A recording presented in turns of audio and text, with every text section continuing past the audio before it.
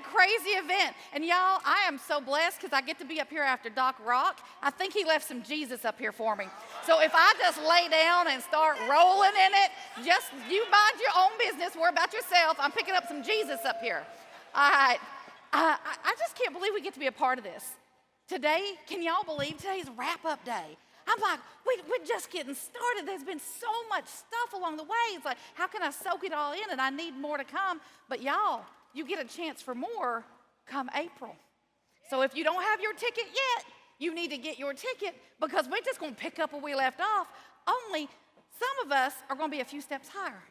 Some of us may be in that middle that Doc Rock was talking about. We're going to need to be at that meeting, and we're going to need to hear from those that have made it to their winning spot so that we can keep going too, so we can win in the middle. So again, I just want to thank Andy and Jane Albright. I want to thank them for having a dream big enough that me and my family could fit into it too. None of this would be here without them. I also just want to thank you for what you do here. You don't have to. You got yours. You want it for us too. Thank you. Thank you. Some of you may know my story. Some of you may not. I came to the Alliance about 8.5 years ago. I was a stay-home mom at the time. My husband was active duty military. We homeschooled our children. I have a special needs daughter, and at the time we were also raising my nephew who had some challenges. And when you look at who you're hiring and who you're reaching out to, I probably wouldn't have been on anybody's like top 10 list because my hands were full. But what they didn't know was that we were looking for an opportunity. We were looking for a path forward. And our great friend Brandon Bulis introduced us to this opportunity. But at that time, like I said, my hands were full. Special needs daughter got in-home therapy 5 days a week. I had to be a part of that. Homeschooling the children. And my husband would deploy for months at a time. And so I had to take care of the household too. And when I started just part-time. Any part-timers in here? You can win starting part-time. You can win starting part-time. So what had happened was they told me about this meeting, about this lady. Y'all might know her, Gina Hawks, travels the country. They said there's this lady's coming out. She's going to tell you all about the company. Fitzgerald, one of the leaders in the company, is going to be there to say, yep, what she said was right. Here's the proof. Why don't you come and check us out? And I went to that meeting. It was my first meeting in Seattle. And that's when I first heard about the full opportunity because our great friends invited us there. And I thought to myself, that ain't real. People ain't making that kind of money doing that. But if it's half as good, Noel, if it's just half as good as what they were saying, half as good, I should give it a shot. I think I should try it out. And so that's what I did. My husband, Jake, he was with me at that meeting. 2 days later, he left and went to Afghanistan. So while he was gone, I got my license, I got some leads, and I started running business. And so one of the things I had to do as a part-timer was figure out my schedule. So one of the fundamentals of becoming a top producer is figuring out your schedule. Now, what I learned, y'all, I was old when I came to the Alliance. Some of you young people in here, I just want to cry for you because I see your future bigger than it can be. I was 41 years old, and I thought I knew how to run a calendar. Turns out I was wrong. I had to get some coaching and some mentorship. I did grow up in Kentucky. You are right, Noel. I could count even without taking my shoes off, though. It was a little hard, but I could do it. So I had to get some coaching on my calendar because there were some non-negotiables in my family life that I couldn't just move around. And what we found was I could run business 1 day a week. 1 day a week. That day was Saturday. Now, Saturday doesn't mean it's a magic day because it's Saturday. That was just the day I had. So you part-timers out there, get with your growing upline, bring them your calendar, put the important stuff in there, and then get some wisdom and guidance on where your time is going to be that you will dedicate to this. So I had 1 day a week. This was 2016, June 2016, had 1 day a week. And so I would make my phone calls on Friday evening to book appointments on Saturday. And there was full-timers at the time that saying, you know, you got to have 20 appointments a week. And I'm like, I got 1 day a week. I can't fit 20 on a Saturday. But I will try to get 10 in there. I would try to get 10. So on Friday evening, we hired our first staff. Now, staff looks like many different things. That first staff was actually a pizza delivery guy. And that's all he did. Every Friday night, delivered pizza to the house, so I didn't have to cook. I didn't have to clean up. He didn't even know I'd hired him. He just shows up. I'd put it in there. Best thing ever did. Kids were happy. It was pizza night. But that gave me time to make phone calls. It gave me time to make phone calls because I had been listening to the leaders that said, you've got to do things to buy back your time and spend it on the things that are important to you. And Diane Lampy, I'm on the Lampy Warriors team under the Fitz group there. And Diane Lampy had always told us, be where your feet are. Be where your feet are. And so when it was time to work, I had to take that mom hat off. Had to take that mom hat off, had to take that wife hat off, had to go in my bedroom, close the door, and put business lady hat on. Business lady hat on. And it didn't matter what happened on the other side of that door, y'all. And let me tell you, some stuff was happening on the other side of that door. And being a stay-home mom for 12 years up until this point, where my children were accustomed to having free access to my time. They were not accustomed to a boundary like that. And that's when I learned one of my biggest lessons is that we have to respect our own boundaries first. Because if we don't respect our boundaries, we will not have others respect our boundaries. So when all the chaos was happening on the other side of that door, I had to shut it out. Don't respond to it. I literally put a sign on the door one time that says, if you can breathe and not bleeding, do not knock. That's it. That's it. If you're still breathing, don't knock. If you're not bleeding, don't knock. It'll wait. It'll wait. Learn that in Combat Lifesaver School, airway, stop the bleeding, There's a hierarchy of events there. So I had to set a schedule, and then I had to stick to it and respect my boundaries. So I had that 1 day a week, y'all, and I did that for 6 months. And in that 6 months, I earned about $21,000, allegedly. Robbie Kraft, it was allegedly about $21,000. And I was feeling pretty good. I'm like, that's part-time work, 20 grand a year, part-time work. And then my husband, because he's infinitely smarter than I am. No, well, he's not from Kentucky. He's infinitely smarter than I am. And he said, Belle, you didn't make $21,000 in 6 months. You made it in 26 days. I was offended. I was like, I worked hard this 6 months, juggling everything, scheduling everything. He said, yeah, but you only worked 1 day a week for half a year, and half the year is 26 days. I was like, shoot, he's right. So we came to National Convention. There's a whole story behind that. Getting to National Convention, I'd love to tell it sometime. I don't have a lot of time here today to get into that, but do whatever it takes to get to these meetings. Because that first National Convention changed everything. Changed everything. That's when we got around the leaders in person. In person. And we picked up some nuggets there on how to focus and how to restructure. Because, y'all, we were struggling trying to figure it out just like everybody else. Struggling trying to figure it out. And but during that conference, we made some decisions. And when we went back the week after conference, now mind you, I was working 1 day a week for 6 months. My biggest month up until that point in time was like $13,000 issue paid. And I was feeling good about that. And when we came back from conference, $13,000 a month was my high, wrote $17,000 in a week.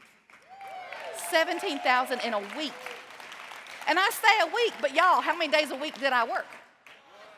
But you know what we learned at conference? I could do 2.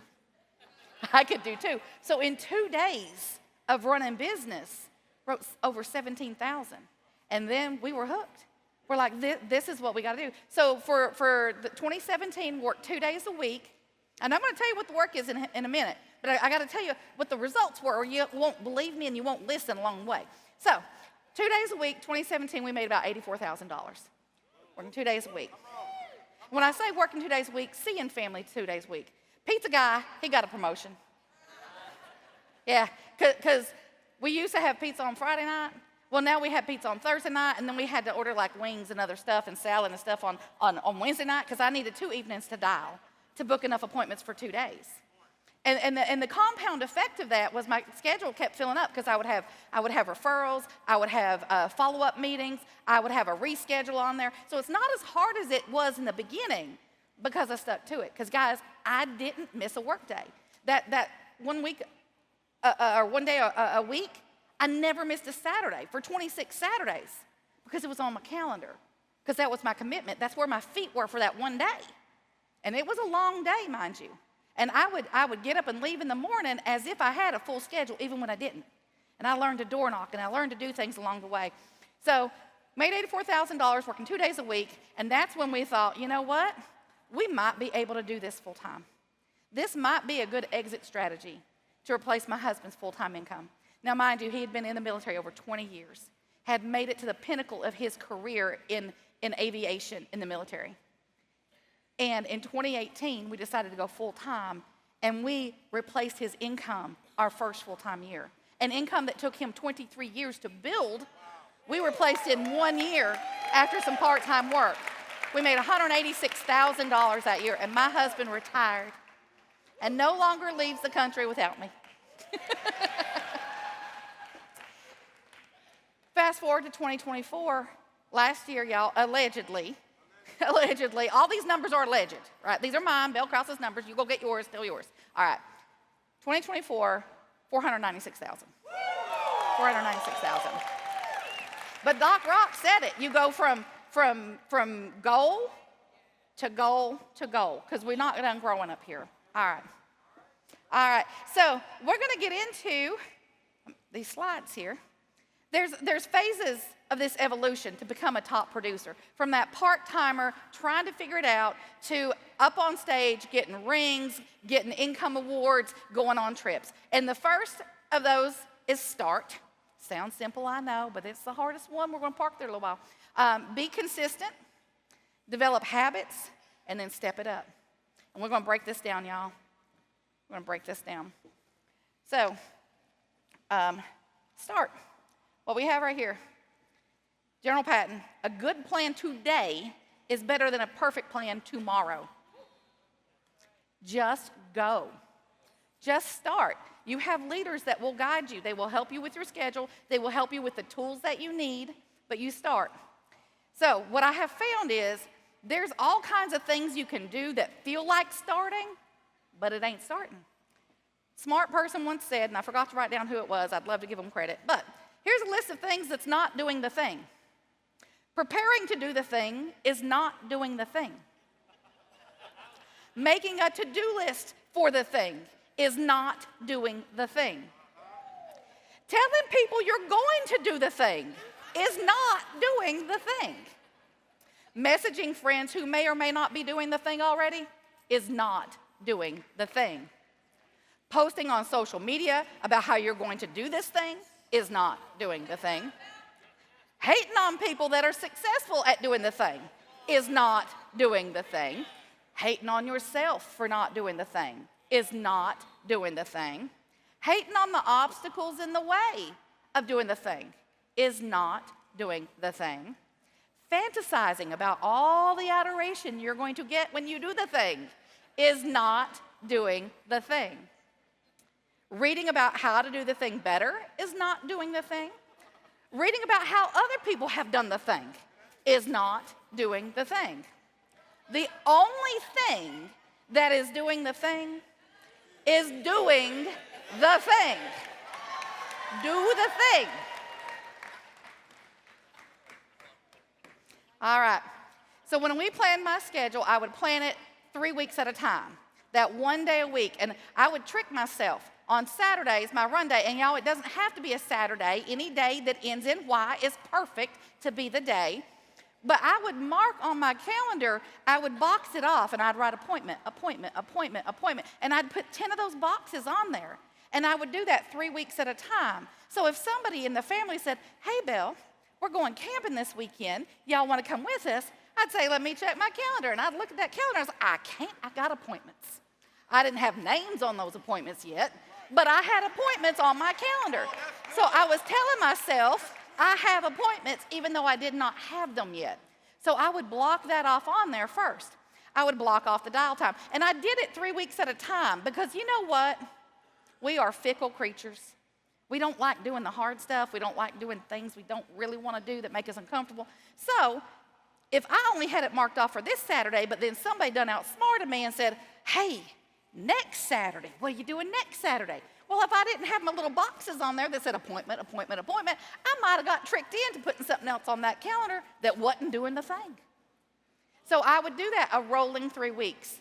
And the reason I did a rolling 3 weeks is I had family commitments. I had a husband schedule that neither one of us were in charge of. Good old Uncle Sam got to pick his schedule. He could throw a monkey wrench in anything, anytime he wanted, right? So I had that rolling 3-week calendar. And so once you get it on the schedule, you do what's on the schedule. Be where your feet are. Do what's on the schedule. I have heard a lot of people say, oh, hang on. I got to do a promotion here. So at 2 o'clock, the store opens, because we're going to talk about like the activity and the activities. So there's a 25% discount on yellow stickies and activity books from the time the store opens at 2 o'clock, not right now, so don't run out there and get it, but at 2 o'clock till they pack up at the end of the day. Don't leave without these. These are vital tools for your success. These pieces of paper took a 1 day a week part-timer to nearly $500,000. Do not overlook the tools. They're sneaky. They don't look like much, but these are the fundamentals. Do not overlook them. 25% off there. So when I started, I didn't have a lot of knowledge about what was going on. I didn't have a lot of the different, I didn't have staff, other than the pizza guy, of course. And I didn't have a lot of what other people were saying that they used. But what I had learned was, in Judges 6:14, the story of Gideon. I don't know if you guys know the story of Gideon. He was a young man, small in stature, strong in heart. And God called him to help the Israelites be delivered from the Midianites. And when the angel of the Lord came to him, he was hiding in a wine press, threshing the wheat. Threshing wheat in a wine press, because they kept getting attacked and their walls were torn down. And that he was hiding to do the basics of life. And the angel of the Lord came to him, and he called him, and he says, mighty man of God. And he's like, I ain't mighty. I'm hiding in a wine press, threshing the wheat, so I don't get beat up trying to feed my family. And he says, you've been called. And Gideon's like, how have I been called? I got nothing. And this is what he said. The angel said, the Lord turned to him and said, go in the strength you have. Go in the strength you have. I didn't have a full-time schedule. I didn't have staff. Heck, half the time my husband was in a foreign country being shot at. But what I did have was 1 day a week. What I did have was someone delivering pizza on a Friday night so I could make phone calls. What I did have were leaders that would guide me with what I had. They knew I didn't have everything yet, so they didn't beat me up over it. They said, we're going to help you win with what you got. And then when you have the ability to get more, we'll step into that when it comes. So anyone in here that's delaying to start, go in the strength that you have, because the most important thing you can do on this path to being a top leader, a top producer, a top builder, the most important thing to do is start. Just start. So do the work. Make the phone calls. How many phone calls? Well, if you're really good, track all the phone calls, right? Track your numbers, right? When they said you have to make, 100 dials, right? I had Friday evening. I was like, man, I'm going to have to dial fast. And then I wasn't so good, y'all. It's like I didn't get the appointments I needed with 100 dials. Sometimes I had to make 150. Sometimes I had to make 200. Sometimes I'd be like, I sucked so bad last week, I got to dial on Thursday and Friday this week to get some appointments for Saturday. Sometimes it's like, shoot, I'm just going to have to go door knock, because what I didn't do was not go do every Saturday. Whether I had an appointment or not, I was out the door as if I did, and I would just door knock the people I couldn't get a hold of. Do the work. You can buy an advantage here, but you will never buy your way out of the work. We're going to get to it again. Make the dials, do the door knocks, book the appointments, run the appointments, write the apps, check the pending, fix the mistakes, and keep going.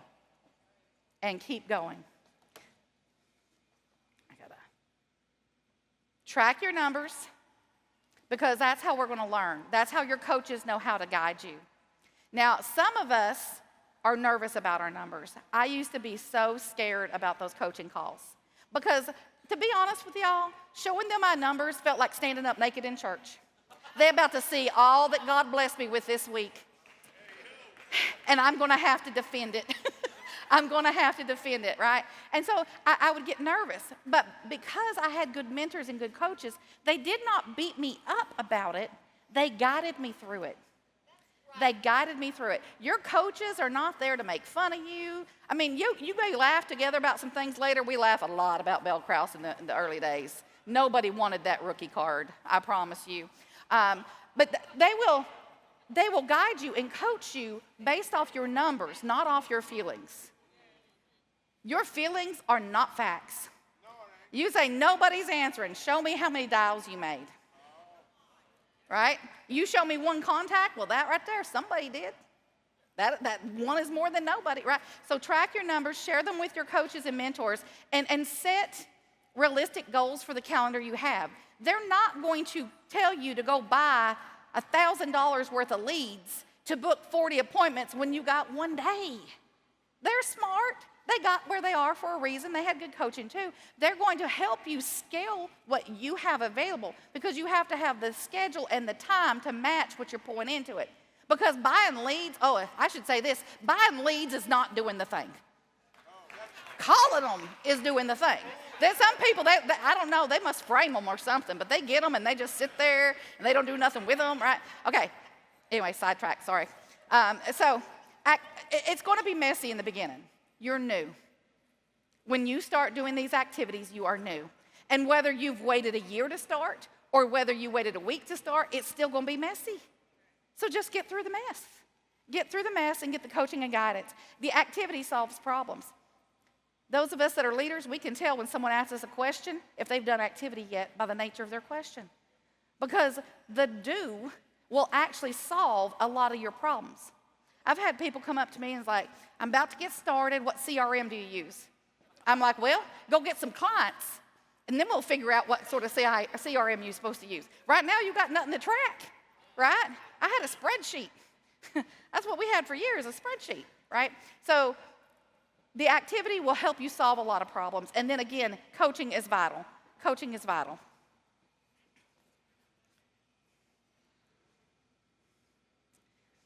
Be consistent.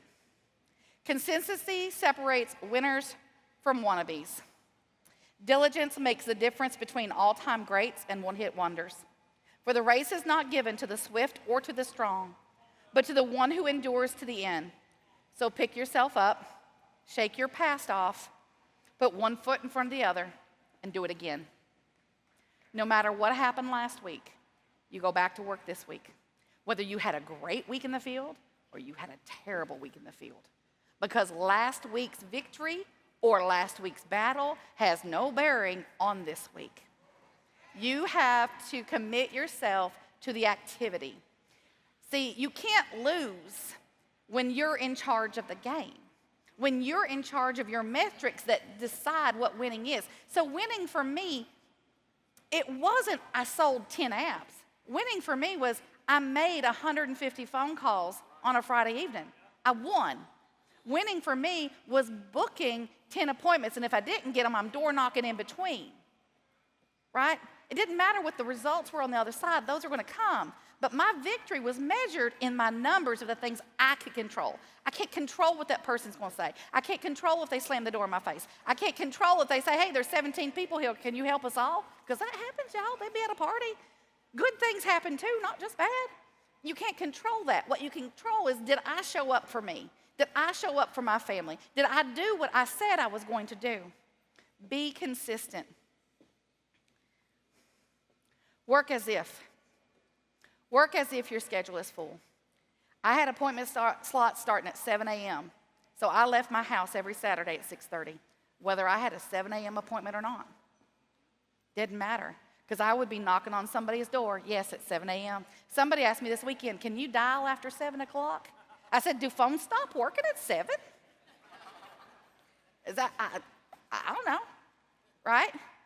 You can dial, there's no limitation there. In the Pacific Northwest, in the summertime, it stays light for a long time. In the summer, I'll die till like 9:15. On the flip side, in the winter, it gets dark pretty early, and you call somebody at 6 o'clock because it's pitch black by then. They're like, you know what time it is? I said, yeah, 6:15. It ain't late, right? So work as if your schedule is full. Work as if you knew it would work. That's right. Work as if you knew it would work. Don't be out there doubting the machine. It's like cars. Everyone in here knows cars work. Now, you might be a bad driver, but the car still works, right? This machine works. This machine works. And so the machine works. So have confidence in the machine. Have confidence that Mutual of Omaha, that's been around 130 whatever years, is still going to be there next week when you write that app, right? There's history there. So work as if you knew it would work. Work as if your why depends on it. Work as if your why depends on it. When Jake and I started, we needed extra money for my son to go to college. He got to college 2 years early. When those dials got roughed, when that Saturday became a 15, 16-hour day, when I felt like giving up, I knew I could not go home to my son and say, I gave up on you. I could not face my son and say, your dream is too hard for me to work for it. Couldn't do that. I can give up on $1. I can give up on myself. I cannot give up on my children. I cannot give up on my husband. When it was an opportunity for him to retire, he got shot at for a living. People were actively trying to kill him on a battlefield. I couldn't say that appointment was too early. These leads are too old. That county is too far. Any given day, that phone call could come. And I'm not going to make a phone call to get him out of that. What is your why? What are you fighting for? Dig deep in there. And every time you feel like quitting, put that why right in front of you. And you tell that why, I give up on you. You ain't worth it. Because you can tell yourself it ain't worth this work. It ain't worth this headache. But you stare at that why and say, oh, you ain't worth this. It'll change your mind quick. Change your mind quick. Develop habits. Y'all, I got to hurry. I'm going to give a shout out to Joe Walker here in a second because this is a training he did at our hotspot multiple times. And it took multiple times because I'm hard-headed. I don't learn it fast the first time. So develop habits. People do not decide their futures. They decide their habits, and their habits decide their futures. Facts. James Clear, Atomic Habits. Now, y'all, I like me some potatoes. That's a bad habit, and it shows. You know what else I like? Monday, Wednesday, and Friday. That's another habit I got. Arc deposits, baby. Arc deposits, right? We got good habits, we got bad habits. None of us are perfect. We can't just stop all the bad and do all the good, but we can continually replace bad habits with better habits. Get 1% better each time. When you start, again, it's messy. Don't think you can change everything at once because we can't. That's not the way we operate. But if you change a few things early on and get with your coaches and your mentors, they will help guide you into the one thing. Everybody wants to do the everything, but nobody wants to do the one thing. Do the one thing that you know that you're supposed to do. It's not a lack of knowing what we're supposed to do. It's a lack of doing what we already know that we're supposed to do. Do that first. And then once you do all the things you know you're supposed to do, we'll figure out what the next steps are. We'll figure out what the next steps are. Getting ahead of myself here. Okay. Write this down, y'all. 5 habits of a top producer. They get fresh leads every week. Every week. Fresh leads every week. You got to have raw material. You got to have names and numbers to call. It can be referrals. It can be warm market. It could be, whatever it is. But you're going to have fresh names and numbers. For me, it was leads. That was the fastest way. That's the first advantage here in the Alliance that I purchased. I purchased the leads. You make dials every week. Put that dial time on your calendar. Every week, you make the phone calls every week.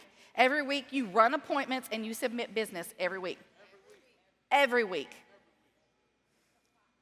Manage pending business every week. Y'all, I had 1 day a week, but every week I worked that 1 day. Every week. Attend all meetings every week. Every week. Hot spots, right? If you have a hot spot, your team call, the TWC, the product call, the activity call. Attend those every week. Without fail, put it on your calendar. Those are big rocks every week. You can buy an advantage, but you can never buy your way out of the work. Every week. So, since I only had one day of the week, I had to figure out how to step it up. Guys, I gotta go fast. All right, so if I want to win at this and I have a compressed timeline, I needed to develop some habits on, if I can only see 10 people or 10 appointments and they're saying do 20, well, why can't I just write 2 apps in each home? Learn to write multiple apps in the home. You're condensing your timeline to success, right? I became very, very good at adding on that accidental death, baby. Every family gets a 2-part plan. 2-part plan. There's trainings on that on the video vault, but everybody, I was in there. I'm already doing the work. Condense it. Be more effective while you're doing it. Let's see here. Book more appointments. Get more leads or do more door knocks, right? You have the time you have. Be more effective in that time. Don't be belly aching about, well, I can't do that. Be in the field 4 days. Well, do 4 days worth of work in 2. Book more. Do more in the time that you have. Hire staff. Hire staff. Write bigger cases, IULs and annuities. Be the #1 finder of IUL and annuity opportunities. People are like, how do you write big business? You have to find the opportunity first. So ask all the questions in the home. Ask the questions. Be the #1 finder, and I promise you, before long, you'll be a #1 producer. You're out there, you're mining for this.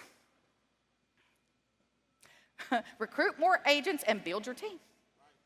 You ain't got a lot of time to be in the work? Hire a workforce. Put their 1 day a week to work on your behalf. It's one of my favorite quotes, Joe Louis, heavyweight champion, 1930s. I can show you how to box. I can teach you every technique and trick I know, but I can never make you a fighter. That comes from inside, and it's something no one else can ever give you. Y'all, you decide your habits. You decide your futures. Thank you so much. Belle Crause. Glad to see you.